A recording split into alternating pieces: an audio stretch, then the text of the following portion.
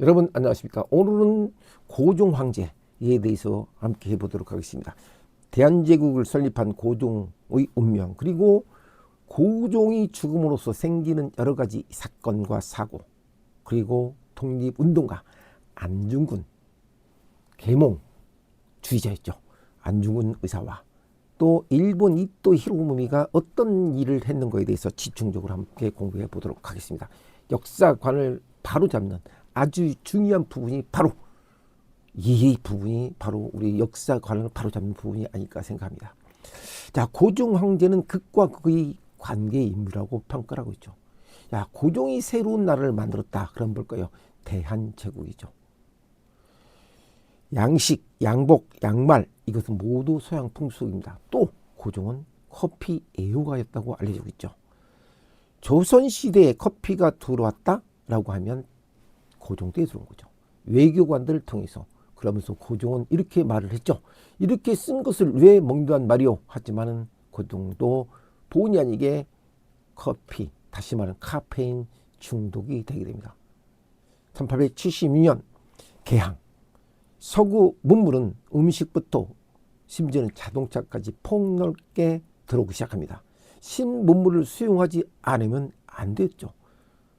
또한 고종 역시 신문물을 좋아할 수밖에 없었습니다. 심지어 선글라스, 한복에 선글라스를 쓴 모습의 고종의 모습이 신문에 나온 적도 있죠. 자, 이렇게 빠르게 외국 문물을 받아들인 인물, 그때 고종은 이렇게 생각했죠. 조변 국가보다도 뒤처진 조선 위에서, 또 조선은 위기 시기마다 바다를 통해 들어온 배들, 이양선이죠. 이양선이라는 것은 모양이 다른 배를 이양선이라고 부릅니다. 강화도에서 프랑스가 침입한 1866년 병인 양류가 있고 1872년 미국이 쳐들어온 신미 양류가 있죠. 우리 이 두 란을 통해서 조선이 가장 두려웠던 것이 무엇일까요? 그들이 가져온 것은 압도적인 무기 차였습니다. 포를 쓰면 엄청난 화력으로 조선은 소총으로는 감당할 수 없죠. 결국 고종은 국방력의 한계로 어떻게 했습니까? 우리가 안 되겠다 스스로 판단한 거죠. 판단하고 어떻게 했습니까? 그 이전에 있었던 흥선대왕군, 고종의 아버지 흥선대왕군 이한흥이 써왔던 세국정책을 풀 수밖에 없죠.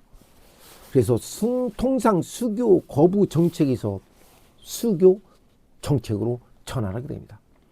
다시 말씀드리면 1876년 강화도 조약, 우리가 보통 얘기는 조일수후 조교라고 합니다. 통상 외교의 첫걸음을 발을 딛기 시작한 것이 바로 강화도 조약이죠. 일본과 조일수구 조약, 일본과 맺은 우리 조선, 다시 말하는 최초의 근대식 조약이 바로 1876년 강화도에서 열린 조일수 조약이라고 볼 수 있습니다. 하지만 일본이 어떤 물리적 압력으로 해서 체결된 불평등 조약이 넣은 것이죠. 물리적으로 의해서 체결된 불평등 조약입니다. 역시 군사력이 조선이 너무 일본보다 뒤처졌기 때문이다. 국방이 최고죠. 자, 이 조약으로 일본이 원했던 것, 다시 말하면 일본이 원했던 건 뭘까요? 쌀이었습니다.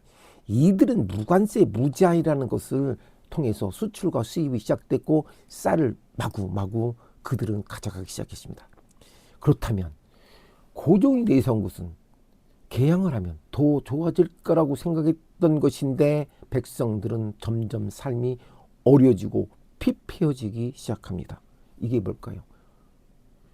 그들은 물이 쌀이 가지다 보니까 물가는 오르고 살기 힘들 수 없죠. 그러다 보니까 일본과 외국 때문에 정치를 잘못해서 그런 것이라고 백성들, 국민들은 생각하기에 이르게 됩니다. 개항을 하면 더 좋아질 거라 생각했는데 오히려 마구마구 개항 이후에 일본인들은, 그때 당시는 우리는 농경 국가이기 때문에 쌀밖에 없었죠. 쌀을 마구마구 가져가다 보니까 당연히 물가가 오를 수밖에 없죠. 그래서 백성들이 최초에 일으킨 것이 동학 농민운동이죠. 이것은 지배층과 외세의 경제 침탈에 일어난 농민 봉기 운동인 것입니다. 그런데 농민운동을 진압할 때 문제는 여기 있습니다. 농민운동을 진압할 때 누구를? 외국인들을 불러들이죠. 그때 누구? 청나라를 불러들입니다. 이러고 보니까 일본도 가만히 있을 수 없으니까 일본도 들어옵니다. 이런 비극적인 사건이 우리나라에서 청일전쟁이 벌어지기 시작합니다. 1894년 말도 안 되는 일이 발생하죠. 우리나라에서 청일전쟁이 일어나고 맙니다. 그때서부터 이들은 한반도를 침략하기 위한 또는 한반도를 차지하기 위한 계획이 서서히 보이기 시작한 거죠. 이 청일전쟁에서 일본이 이기게 됩니다. 그 당시 청은 아주 큰 나라였는데 우리가 대국이었는데 일본 조그만 나라 왜라고 그랬죠. 왜? 근데 결국 일본이 승기로 끝난 이 전쟁이 누구에 의해서 왜 이렇게 됐을까요?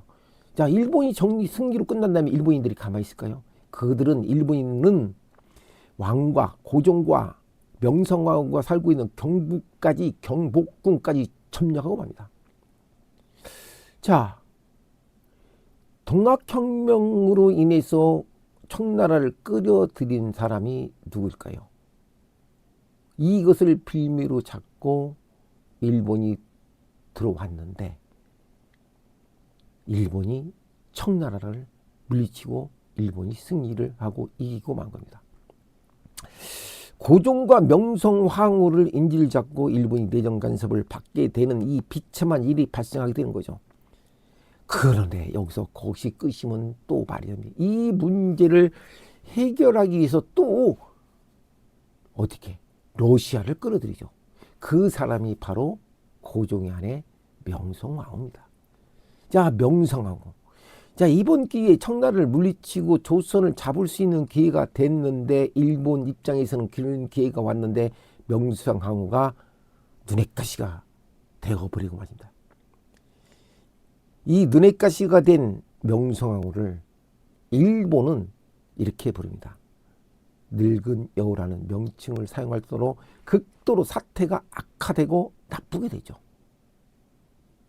일본한테 도움이 되지 않고 해가 되는 명성황후를 그냥 가만 두면 안 되겠다는 생각을 한 일본은 그것이 바로 여러분들이 드라마를 통해서 바로 보신 여우사냥이라는 명칭을 가지고 드디어 일본군과 경성수비대를 또는 조선인을 앞세워서 1895년 명성황후를 살해하게 되는 것입니다.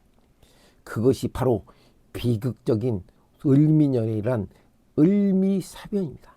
명성황후를 불에 태워 버리는 아주 일국의 국물을 이런 식으로 전 세계에 유례사가 없는 인간으로 살 수 없는 일을 저지르고만 일본인들이 나쁜 짓을 하고 말입니다.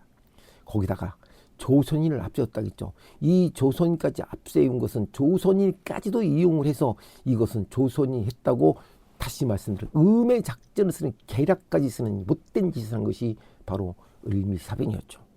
결국 1895년 일본군 경성수비대와 자객 또는 조선인을 내서 명성황후는 이렇게 죽음을 맞이합니다. 자, 그런데 또 하나 중요할 때면 명성가의 라이벌이라고 볼 수 있는 흥성 대원군이 이한흥이 이것 또한 이용을 했죠. 일본은 시아버지인 흥선 대원군과 고종의 아버지죠. 며느리의 갈등과 일어난 것이다 라고 또 이렇게 흥선 대원군이 요청한 것이다 라고 하면서 거짓 발표까지 하는 이 악랄한 일본인들이었던 것입니다. 이 뒤에는 모든 것 때는 그 뒤를 조장하고 뒤에서 그것을 승인해주는 작전을 지시하는 사람이 있죠. 이 자가 바로 훗날 안중근 독립운동가에 의해서 처단되는 이토 히로부미가 있습니다. 작전을 지시해서 승인해준 사람이 바로 내각 총리 이토 히로부미를 잊을 수는 없죠. 을미사변 현장을 직접 본인이 승인해준 거죠. 다행히도 현장에 외국 외교관들이 있었고, 이 상황을 보게 된 이 외국인들은 차마 이것을 가만히 있지 못하고 본국에 알려지기 시작하고 비난이 일기 시작합니다. 주동자들은 감옥을 넣었지만 훗날 증거 불충분이란 명목으로 풀려내게 되고 풀려줍니다. 고종은 현장을 직접 봤고, 또 나도 자칫하다 죽을 수 있다는 생각을 하게 됩니다. 그래서 고종이 러시아 공사관으로 피신한 사건이 바로 아간 파천이라고 합니다.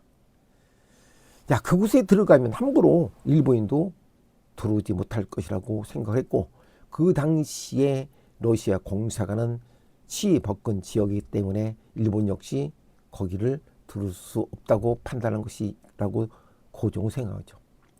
아간 파천. 다시 말씀드리면 고종이 러시아 공사관으로 피신한 사건을 아간 파천이라고 합니다.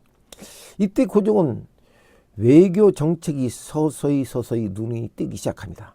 일본 제국주의들이 영토 확장을 위해서 눈독을 들고 있었던 것을 알게 된 러시아. 가만히 있을 수 없죠.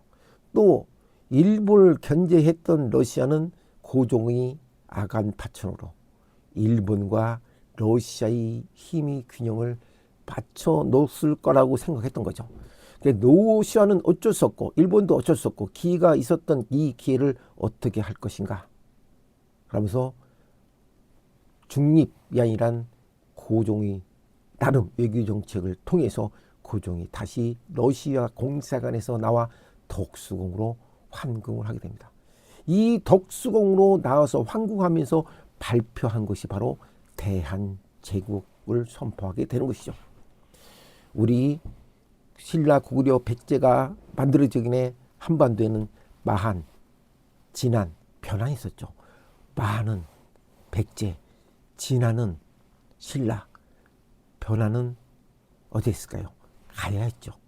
그런데 그 마한, 진안, 변한 사만을 통합한 것을 대한 나라를 제국이라고 불렀던 것이고 고종은 대한제국을 선포하게 됩니다. 그러면서 환구단을 만들어 하늘의 제사를 지내는데 황제만이 제사를 지내게 된다라고 해서 완벽한 자주국가를 갖췄다라고 하면서 고종은 황제연을 써서 광무원년을 시작합니다. 조선왕조 500년에서 대한제국이 드디어 만들어진 거죠. 아간판천, 러시아의 공사관에서 일본과 러시아의 그 관계를 외교 정책을 통해서 대한제국이라는 이름을 만들면서 동등한 이치를 하려고 했지만은 주변 국가에서는 어떻게 할까요? 의미 없게 생각했죠. 물론 중국, 청나라도 기분이 나빴고 청일전쟁에서 일본에 패한 것보다 더 기분이 나빴을 정도로 청나라는 그렇게 표현했죠. 자, 고종 스스로 황제가 된 겁니다. 주변 국가에서는 인정을 해주지 않고, 그러나 최대한 고종은 빨리 서구화의 개혁과 그 깃발을 내세워서 근대화를 하고 싶었던 것이죠. 그래서 고종이 근대화 개혁 중 하나가 광무개혁을 하죠. 광무원년이죠. 광무개혁을 했는데 그게 광무개혁이 옛날에는 보통 나라와 나라 사이 할 적이 아니라 어떻게 위와 아래에 맺는 개혁을 맺었었죠. 이걸 갖다 장정이라고 했죠. 그런데 청나라와 어떻게 대나라와 나라 사이 대등한 국가라고 해서 조약으로 받게 됩니다. 또 하나 도시 정화 사업을 통해서 종로 거리를 넓히고 한성 전기회사를 설립하고, 여러분 종로에 가면 탑걸 공원 있죠. 최초로 공원 탑공원을 만든 사람이 고종이었습니다. 또 전차를 개통시켰죠. 일본 교토에서 아시아 두 번째로 전차를 개통시키게 됩니다. 이 전차 개통이 독립휴훈에 날 정도로 아주 변화, 개혁, 서구화 문물을 받아들여고 최대한 노력을 했던 것이 바로 고종이죠. 자, 광무개혁이 진행하는 과정에서 여러 가지 또 충격적인 사건이 발생합니다. 모든 게 무슨 일이 생기면 그것을 제동을 거는 세력들이 있을 수밖에 없죠. 고종의 독살, 미수 사건이 발생하게 됩니다.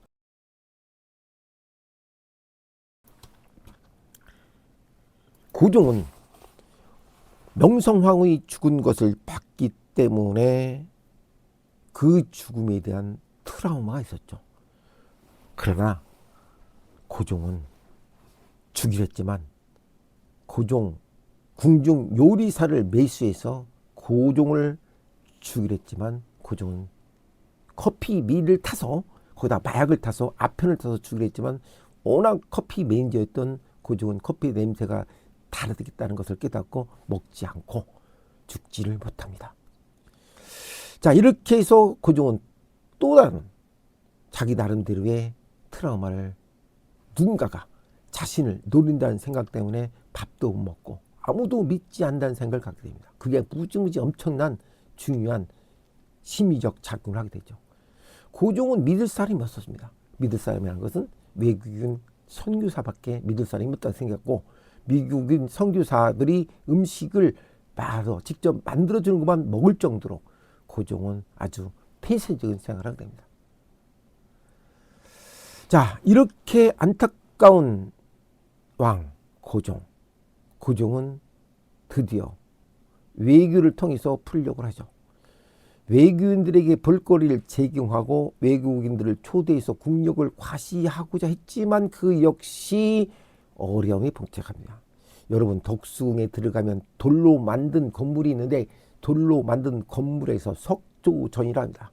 그것은 외국풍으로 만들어서 외국인들이 조선에 들으면 대한제국에 들으면 보다 더 조선이 개방적인 모습을 보여주고 열강들과 대등함을 보여주기 위해서 자주적인 나라를 표시하기 위해서 프랑스 양식으로 진 황실이 상징으로 프랑스 양식으로 진 석조전이 만듭니다.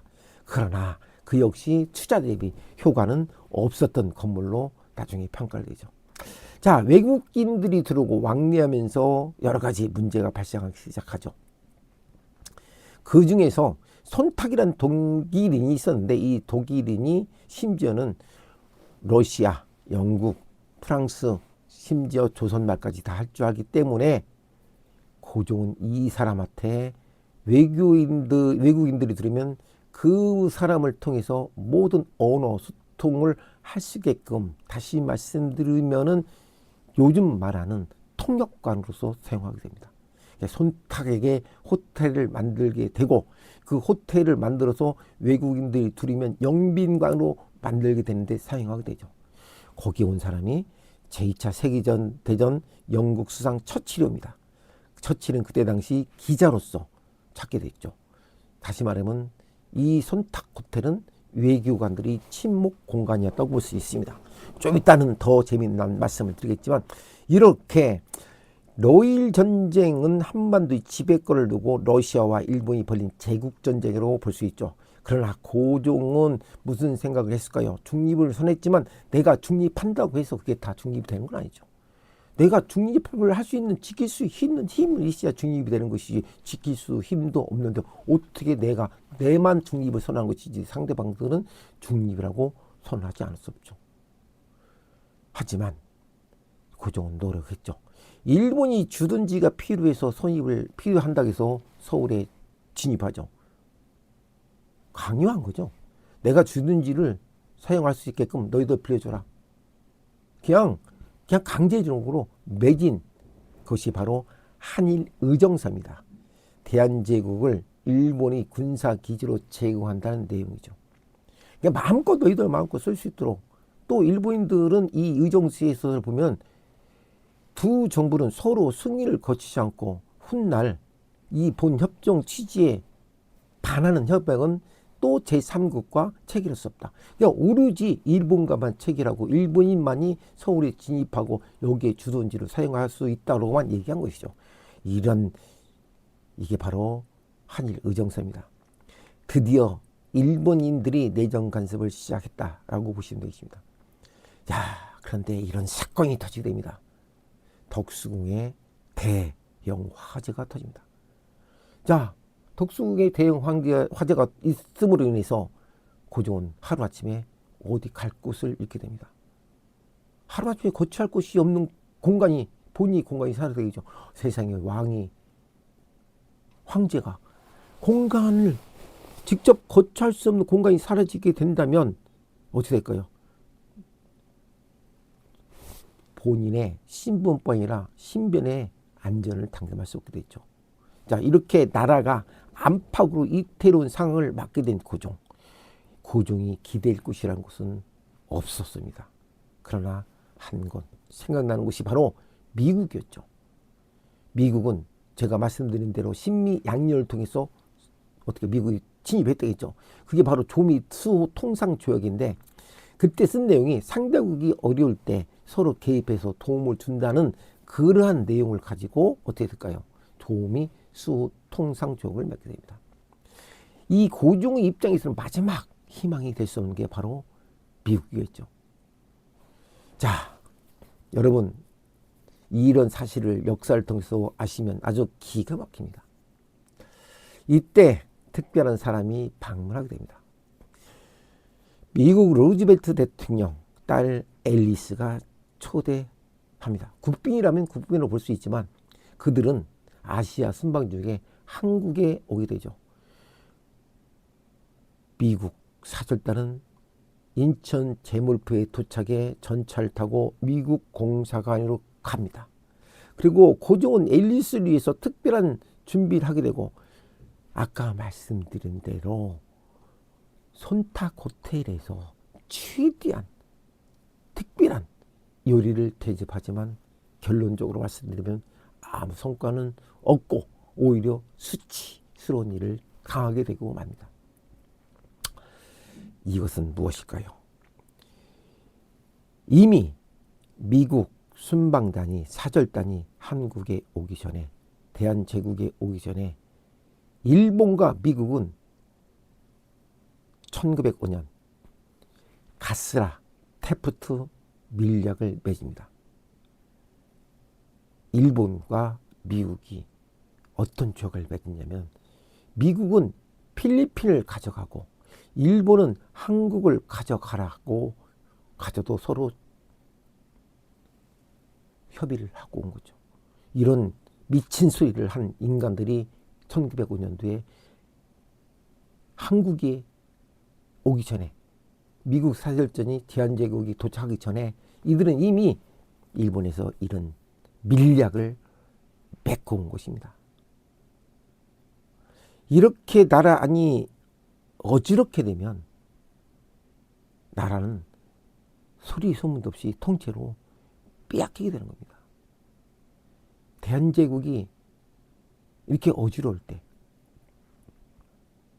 고종 이전에 조선이 어지러울 때 힘이 없을 때 당파와 당권 싸움으로 권력을 찾고자 했을 때 이미 고종 외세는 다른 나라는 외국은 그만큼 호시탐탐 한반도 대한제국 조선을 넘보고 있었죠.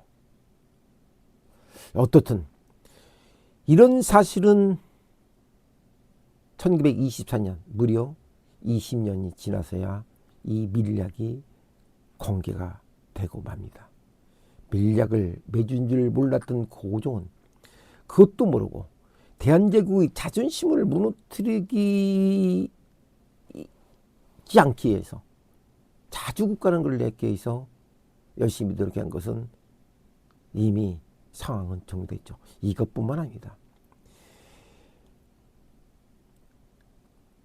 사절단으로 온 앨리스, 미국의 사절단으로 온 앨리스, 누구라고 했죠? 루즈벨트 딸은 고종을 만날 때 승마복을 입고 담배를 물고 고종을 만나게 된 거죠.